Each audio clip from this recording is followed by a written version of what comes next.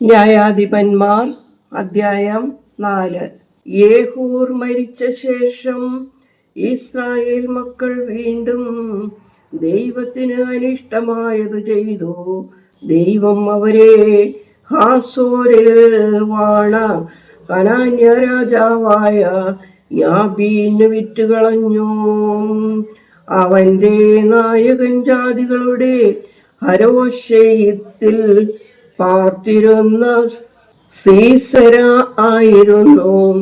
അവന് 900 ഇരുമ്പ് രഥമുണ്ടായിരുന്നു. അവൻ ഇസ്രായേലരെ 20 സംവത്സരം കഠിനമായി ഞെരുക്കിയത് കൊണ്ട് ഇസ്രായേലർ ദൈവത്തോട് നിലവിളിച്ചു. ആ കാലത്ത് ലെപ്പീദോത്തിന്റെ ഭാര്യയായ ദെബോര എന്ന പ്രവാചകി ഇസ്രായേലിൽ ന്യായപാലനം ചെയ്തു.